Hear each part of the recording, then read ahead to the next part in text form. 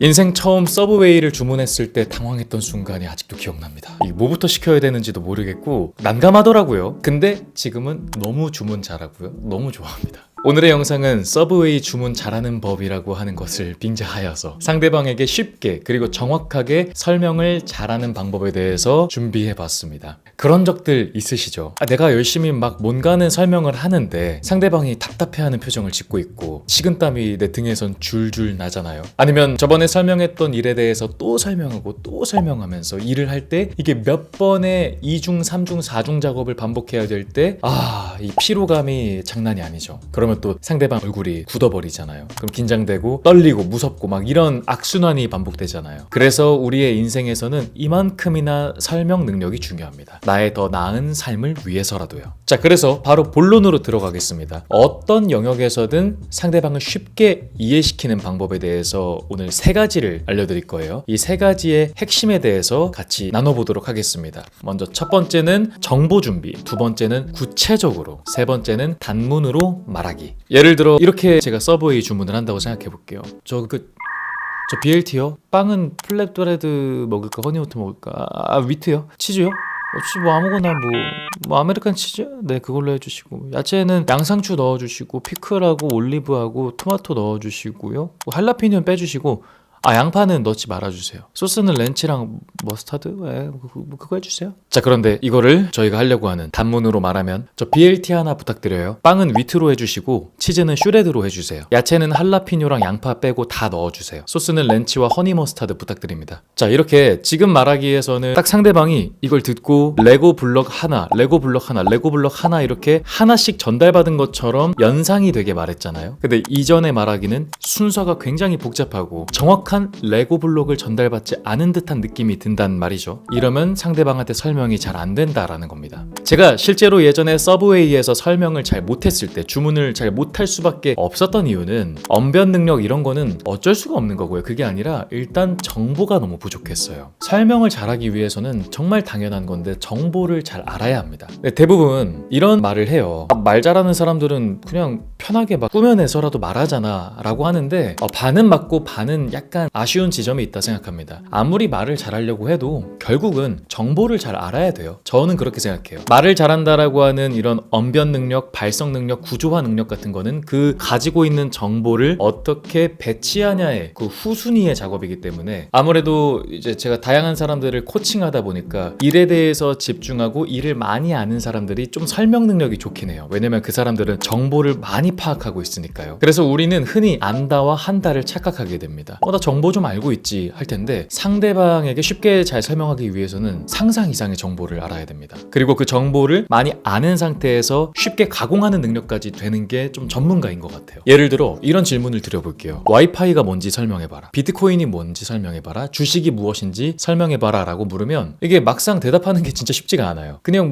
와이파이가 그거잖아요. 그냥 와이파이. 비트코인은 요즘 많이 유행하는 거. 주식이요? 주식 그냥 회사 거 사가지고 이런 식으로 정확한 설명하는 게 되게 어려워요. 그래서 예를 들어 이렇게 말을 해보는 거죠. 와이파이는 무선으로 사용 가능한 인터넷이에요. 비트코인은 지폐가 아닌 컴퓨터로 만들어진 돈이라고 생각하시면 돼요. 주식을 쉽게 비유하자면 큰 피자를 여러 조각으로 나눠가지고 갖는 거예요. 물론 이 설명들은 정확하지 않습니다. 지금 여기에는 결함이 있죠. 하지만 이 정도로 쉽게 설명할 수 있는 능력이 있어야 상대방이 먼저 그 말에 반응을 하고 그 다음에 추가적인 설명을 해서 납득시킬 수 있다고 생각합니다. 근데 이게 잘 안 되다 보면은 맨 처음부터 어려운 말을 하게 되고 맨 처음부터 복잡하게 해버리죠. 근데 그런 이유는 뭐냐? 말하는 사람이 그만큼 정리를 안 해봤기 때문에. 그래서 아인슈타인이 이런 말을 했어요. 쉽게 설명할 수 없으면 제대로 아는 게 아니다. 근데 그런 것 치고는 상대성 이론은 너무 어렵던데 공부하는데 너무 힘들었습니다. 자, 이처럼 내용을 준비하고 점검하는 건 절대 쉬운 게 아니라는 것만 알아도, 이걸 알기만 해도 상대방의 입장으로 말하게 되고 그러면 설명 능력이 좋아지는 것 같습니다. 자, 두 번째는요, 구체적으로 말하기입니다. 제가 사회생활을 처음 시작했을 때 제가 패닉에 빠지게 됐던 지시사항이 하나 있었어요. 이렇게 시키는 거예요. 상윤씨, 커피 좀 맛있는 거 좀 사와봐. 손님들 왔으니까. 커피? 맛있는 커피가 뭐지? 몇 개 사야 되지? 따뜻한 거야? 차가운 거야? 이 손님들이 왔는데 어떻게 사와야 욕을 안 먹을지 이게 너무 걱정되고 이게 패닉이 오더라고요. 그래서 만약 저에게 그 대표님께서 상윤씨 그 앞에 땡땡 카페 가가지고 커피 좀 사와줄래? 아이스 아메리카노 3잔하고 따뜻한 카페라떼 2잔 부탁해 라고 했다면 제가 뭘 해야 하는지 입력이 됐죠. 그래서 쉽게 해결했을 겁니다. 지시가 구체적이죠. 회사에서도 이런 경우가 많죠. 내일 하는 거 회의 준비해놔요. 이렇게 말하면 어떤 걸 해야 하는지 감이 잘 안 잡혀요. 근데 물론 이게 어쩔 수 없습니다. 누군가한테 일을 시킬 때 구체적으로만 한다는 게 좀 쉽지 않아요. 정신이 없으니까요. 근데 이와 같은 말하기를 이렇게도 해볼 수 있는 거죠. 저희 내일 오전 10시에 시작하는 회의 있잖아요. 그거 위에서 프로젝터 설정해 주세요. 그리고 발표 자료는 USB에 담아서 준비해 주셔야 됩니다. 라고 말해주면은 구체적이고 명령어들이 하나, 둘, 셋 이렇게 다가와서 조금 더 이해가 잘 되죠. 보통은요. 상급자는 머리를 쓰는 걸 귀찮아하기 때문에 이렇게 대충 설명하게 됩니다. 그러다 보니까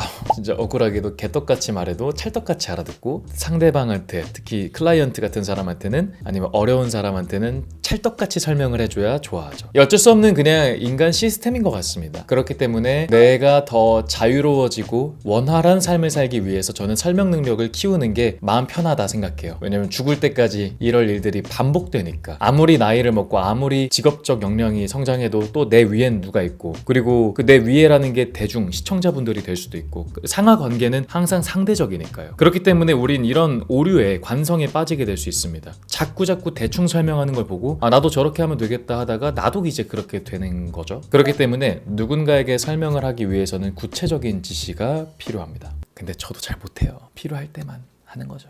자, 마지막 세 번째는요. 짧은 문장으로 말하기, 단문으로 말하기. 제가 진짜 코칭할 때 제일 많이 하는 겁니다. 일반 직장 회사 다니시는 분들한테도 하고요. 영업직인 분들 아니면 기업 대표님들 아니면 배우분들 다 그냥 정말 짧게 말하는 능력은 일단 길러놔야 되는 것 같아요. 그러니까 인간은 말했지만 어떠한 정보를 세트로 이해해요. 구조적으로 이해하는 거죠. 그렇기 때문에 전체 세트로 잘 나눠서 주지 않으면 자신이 그거를 직접 정리해야 돼요. 설명에 집중이 잘 안 되는 겁니다. 불고기 버거라고 하는 거는 빵, 양상추, 불고기 패티, 소스, 빵 이렇게 덮여 있는 걸 불고기 버거라고 하잖아요. 그래서 불고기 버거 이렇게 하면 딱 떠오르거든요. 전체 세트로. 근데 그거를 저희가 빵과 양상추와 소스와 불고기 패티와 그 빵이 섞여 있는 그 뜨겁게 달구는 그런 거 있잖아요. 이렇게 말하면 머리가 복잡해져요. 사람은 어떤 거에 대한 이해를 구조, 그러니까 전체 구조로 한다. 세트로 한다. 이겁니다. 그래서 말에서의 세트는 가장 작은 세트는 문장이라고 보면 되고요. 조금 더 큰 세트는 문단 같은 거죠. 자, 이 글을 한번 봐볼까요? 유구한 역사와 전통에 빛나는 우리 대한국민은 3.1운동으로 건립된 대한민국 임시정부의 법통과 불의의 한건 4.19 민주이념을 계승하고 조국의 민주개혁과 평화통일을 사망에 입각하며 이게 우리나라 헌법 전문인데요. 약 340글자입니다. 근데 이 340글자에서 마침표가 몇 개 들어갔을까요? 한 번 나왔습니다. 340글자가 한 문장인 거죠. 다 나머지 쉼표였어요. 쉼표라는 거는 말을 완전히 끝낸 게 아니라 이어가는 거예요. 그러니까 어떻습니까? 이해하는 게 쉽지 않죠. 문장이 안 나뉘어 있기 때문에 보기가 어려워요. 또 있어요. 전쟁과 평화는 인간의 삶과 사랑, 죽음을 탐구하며 톨스토이는 역사의 흐름 속에서 개인의 운명이 어떻게 펼쳐지는지 그리기를 시도해 러시아 사회의 다양하게 이래도 어렵죠. 이게 톨스토이의 그 전쟁과 평화의 소개글 같은 거 중에 하나였는데요. 이것도 이해하기가 어려웠습니다. 구조가 안 나뉘어 있으니까. 그래서 짧게 문장으로 쳐서 넌 여기서는 여기까지만 이해하고 그 다음은 여기까지 이해해. 그리고 그 다음은 여기야. 이렇게 구분 동작을 해주는 겁니다. 전쟁과 평화는 삶과 사랑과 죽음을 다룹니다. 톨스토이는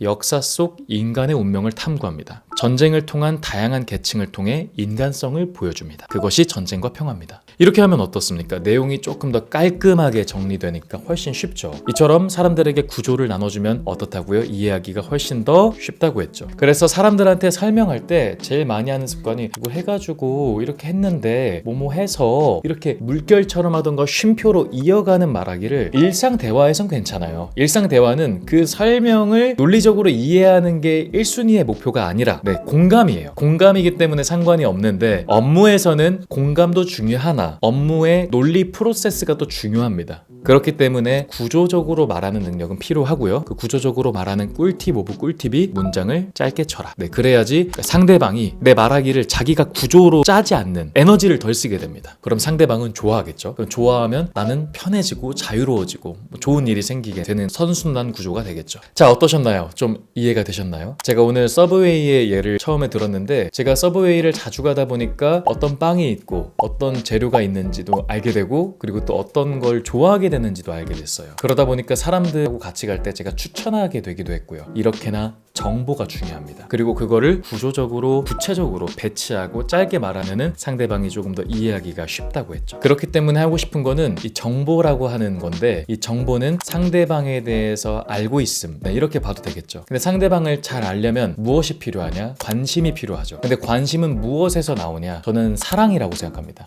갑자기 무슨 뜬금없이 사랑이냐 할 수 있는데, 사랑하는 존재한테는 무한한 관심이 생깁니다. 저 사람은 손 사이즈가 어떻게 될까? 저 사람이 좋아하는 게 무엇일까? 그게 단순히 이성뿐만 아니고요. 애기한테도 적용이 될 수 있어요. 얘는 뭘 좋아할까? 얘는 어떻게 표정을 지으면 웃어줄까? 사람한테만 그럴까요? 꽃과 나무한테도 할 수 있겠죠. 이 꽃을 항상 지나가면서 보기만 했는데 얘 이름은 무엇일까 하면 이름을 찾게 돼요. 이 이름을 보다 보면은 유래는 어떻게 됐을까? 알게 되죠. 그러다 보면서 꽃에 대한 정보를 습득하고 그거에 대한 글도 쓰게 되고 사람들한테 설명하게 되고 이런 거겠죠. 그냥 지나칠 수 있었던 것들이 보이기 시작하고, 그 다음부터 어린 왕자의 말처럼 그 장미꽃이 소중해지는 것처럼 그 상대가 소중해지게 되는 것 같습니다. 그래서 이와 같이 사랑이 많은 사람은 상대를 만족시키고 행복해할 수 있는 능력과 가능성이 전 더 높다고 생각합니다. 그래서 개인적인 소망이지만 저 자신에게도, 그리고 이 영상이 와닿으시는 분들한테도 조금 더 사랑이 많은 사람들이 되기를 같이 바라봅니다. 그런데 쉽지가 않아요. 막 저를 미워하고 헐뜯고 이러면 그거 사랑하는 게 쉽지 않죠. 근데 이런 말이 있더라고요. 사랑을 하려면 그 상대를 이해해야 된다고. 이해하지 않으면 사랑할 수가 없대요. 일리 있는 것 같습니다. 아무튼 우리는 완성이 되기 위해서 삶을 살아가는 게 아니라 점점 나아지는 것을 위해서 삶을 사는 거기 때문에, 왜냐면 완성이란 게 어디 있는지도 모르겠다 생각해요.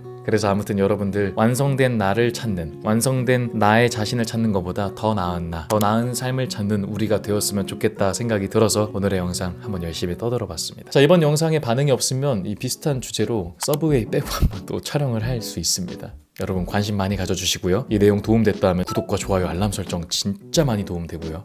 댓글 진짜 도움되고요. 사람들한테 좀 이렇게 공유하기도 좀 이렇게 해주십시오. 도움 많이 됩니다. 자, 그럼 전 다음 영상 때 찾아뵙도록 하겠습니다. 다음번에 만나요. 안녕.